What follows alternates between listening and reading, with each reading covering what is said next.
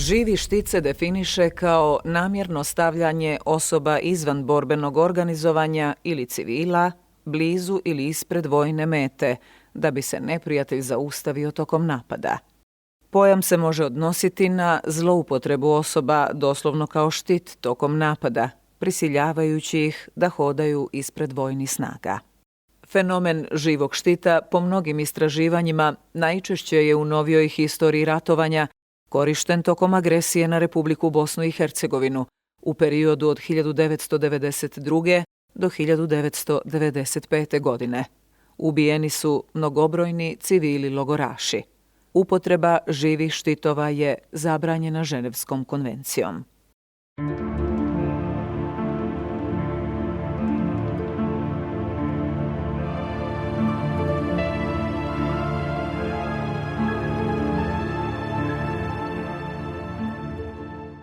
Prva odvođenja logoraša u živi štit iz logora na području opštine Vogošća izvršeno je krajem jula 1992. godine. Tada su odvedeni u mjesto Ljubina na magistralnom putu Sarajevo-Olovo da izvuku tijelo Bore Radića, komandanta srpskih specijalnih jedinica iz Vogošće. Masovnije odvođenje logoraša u živi štit počelo je od septembra 1992. godine.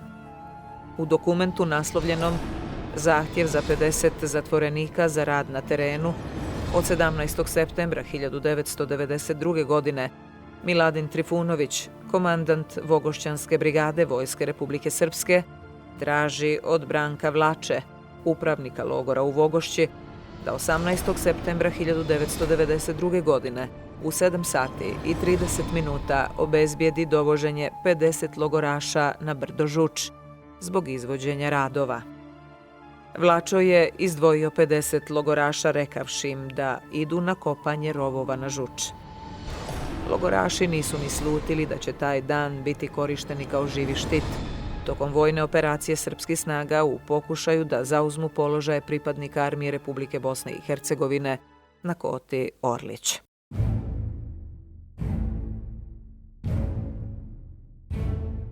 U živi štit na brdo Žuč zajedno sa desetinama logoraša povedeni su i braća Sabahudin i Hajrudin Šehić iz Gornje Bioče kod Ilijaša. Većinu logora proveo sam u Semzovcu, općina Vogošća, logor Planina kuća, gdje su jedno jutro došli s kamionima i mene i većinu mojih logoraša koji smo tu bili, dovezli ovdje na Golovo brdo.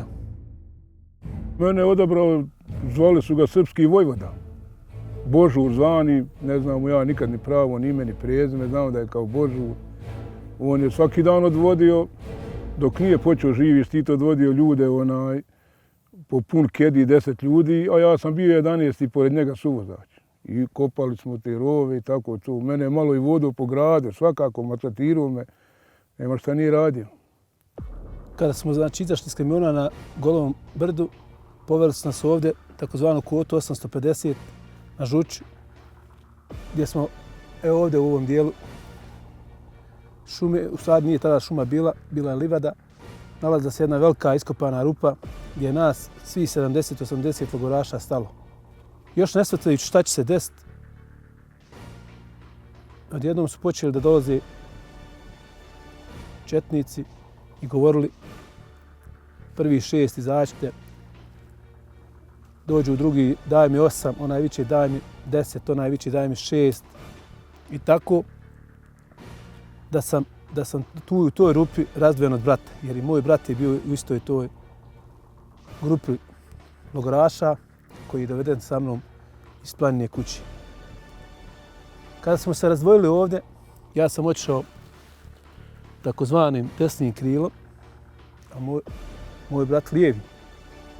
Logoraši su u živim štitovima prisiljavani da idu ispred pripadnika srpskih vojnih snaga, a svaki logoraš koji se pokušao protiviti ovoj odluci bio je ubijen na licu mjesta. Vjerujete da su njihove granate podbacivali i ubijale njihove ljude? Pred našim, recimo, gore, pred našim linijama, vamo, recimo, 50 metara od naših linija dok su oni dolazili. Jest. I oni se deru kad oni viču čuj kaj balija što se deru, kad tamo kakve balije, njih dvojica, trojica poginula od njihovih granata, koji su tukli spaljava od toga. Gurajući ispred sebe logoraše Bošnjake, nedugo nakon što je ubio logoraša Nermina Skandu, poginuo je Predrag Žarković Božur, jedan od glavnokomandujućih u ovom živom štitu. To je bilo, ne možeš ti to ni primijetni vidjeti, glavno. Najvjerovatnije vidio sam tu našeg sniperstva koji njega pogodio tu, on je pao ko vreća, jezik izvalio, nismo mu mogli šljem skinuti. I onda nam je naređeno da ga iznesemo ovdje na ovu kvotu 850 gdje je hitna bila i gdje su ga odveli. Uglavnom bio je mrtav. Onda su nam naredili, ajde nosite municiju meni i Borčaku, jednom Safetu, eto on je živ, da nosimo municiju tamo gdje je on poginuo. Mi smo spodbili one dvije, jebi ga, kako se zovu, rupovke, ono kako su ta municija, mi su tamo donijeli municiju, jedan Jovanović je rekao, ovaj meni treba, opet da idem na živi štit. On je mene uzeo, a onda je uzeo Borčaka, drugi čovjek. I odate smo, kako je bilo vamo desno ravan, malo smo lijevo krenuli prema Orliću, malo ubrdo. I došli smo do jedne ljeskovine, ja sam išao ispred njega, on pucao meni s ramena jednog, drugog. Kad su ovi naši od tuda zapucali, ja sam legao, tada sam bio i ranjen, u nogu. Ja mu kažem, rekao, ja sam ranjen, kaže, lažiš, jesam, on ugledao krv, skini kaj košulju, zamotaj nogu i ideš kaj predam. Ja sam morao ići, tako krvario sve dok se nije smrkao. Ja sam u jednom momentu proučio što sam znao da proučim i rekao halalte svi. Znači nisam bio 100% sam mislio da se neću vratiti živ. Uzmeju me po naglasku i po svemu i kasnije sam i saznao četnici iz Srbije. Zapamtio sam jednog Mička četnika, jer on je bio ko njihov glavni vojvoda. On je sve naređivao i on je došao po nas. Nosio 84-ku.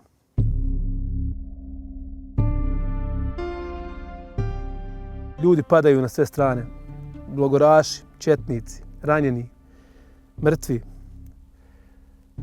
Ako padne logoraš ranjen, a ne može da skreće, četnik ga da tuče zato što je četnik pao mrtav. To je ljud neopisivo, ne znam. Taj dan će mi ostati u sjećanju cijeli život. Proganja me i danas danale.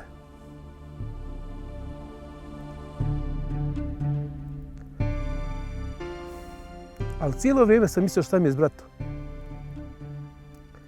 I kad smo se vratili ovdje, nije ga bilo. Nije nas bilo i pola. Jedni su bili pobijeni, jedni ranjeni. Ne znamo niko ni za koga. Nije mi bilo brata. Mislio sam da je gotovo. Ranjeni logoraš Hajrudin Šehić prebačen je do sanitetskih kola gdje mu je medicinska sestra pokušala ukazati prvu pomoć. Tada ga je neki srpski vojnik udario i rekao: "Šta njega bali umotaš, vidiš da je naš mrtav." Počeo ga tući dok je upravnik vogošćanskih logora Branko Vlačo stajao na 10 metara i sve to ravnodušno gledao. Nakon što je svom mučitelju kazao da je Srbin, unijeli su ga u sanitetsko vozilo. Jedan Đoko, pekar iz Vogošća, isto znao je dobro Božura, otvara i on vrata, pita onoga vozača ko ima u kediju, kaže ima jedan naš mrtav, balija ranjen. I on otvara kedija, rekao sad će me opet tući. Kad nije, kad on Đoko Šeha, kaže, čuo da je Božur poginuo, koji ja sam ga iznio, znaš, i ono. Odatle, hajde u Vogošću. Nisam ja znao gdje ću, noći. Kad sam došao u Vogošću dole, to je bilo naroda, jedva kedij ne može da priđe dom zdravlja. Ista priča vozača. Pa valjda čuju ovo gore borbe, dovlače se mrtvi, ranjeni, znaš, sad možda svakog čeka od onih Srba, znaš, ne znam ja. Rekao, sad će me razguliti. I otvori se kedij, neka ženska u bijelom matilu, doktorica, sestra, šta je, ne znam, nija. Mene samo spodbila mimo onaj narod i uvela me u dom zdravlja. To me je spasla, tu sam pregledao, doktor me očistio, dao mi 3 injekcije Branko Vlačo 21. septembra 1992. godine, iako je znao za prethodna ubistva logoraša u Živom Štitu, lično je odabrao novu grupu od 50 zatvorenika, te ih na brdu Žuč i sam natjerao u Živi Štit prema položajima bosanske vojske.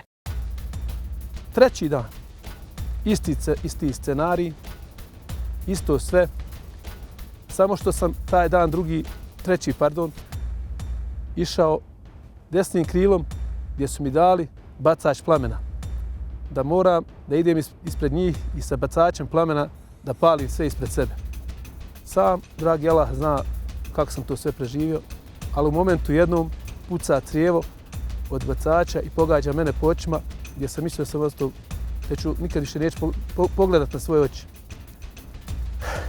Ali eto, progledao sam, vratili su se ponovo jer im je taj bacač izdao plamena. Četvrti dan ponovo, isti scenarij i četvrti dan sam ostao živ. Mnoge sam vidio mrtve, ranjene, bez glave, bez noge, bez ruke. U Živom Štitu je ubijeno 15, a teže ranjeno 36 logoraša iz vogošćanskih logora. Upravnik logora Bunker Branko Vlačo u svom izvještaju od 18. septembra 1992. godine priznaje da su 4 logoraša ubijena, i to Nermin Skando, Hamid Rizvo, Nusret Selimović i Enver Činaga. Vlačo je lažirao izvještaj navodeći da su logoraši ubijeni prilikom izvođenja radova. Prvostepenom presudom Suda Bosne i Hercegovine Branko Vlačo je bio osuđen na 15 godina zatvora. Apelaciono vijeće Suda Bosne i Hercegovine u maju 2015. godine smanjilo je kaznu ratnom zločincu Branku Vlači, osudivši ga na 13 godina zatvora za zločine počinjene na području Vogošće kod Sarajeva. Brdo Žuč iznad Sarajeva doživotno će ostati tvrđava straha za logoraše koji su preživjeli Živi Štit.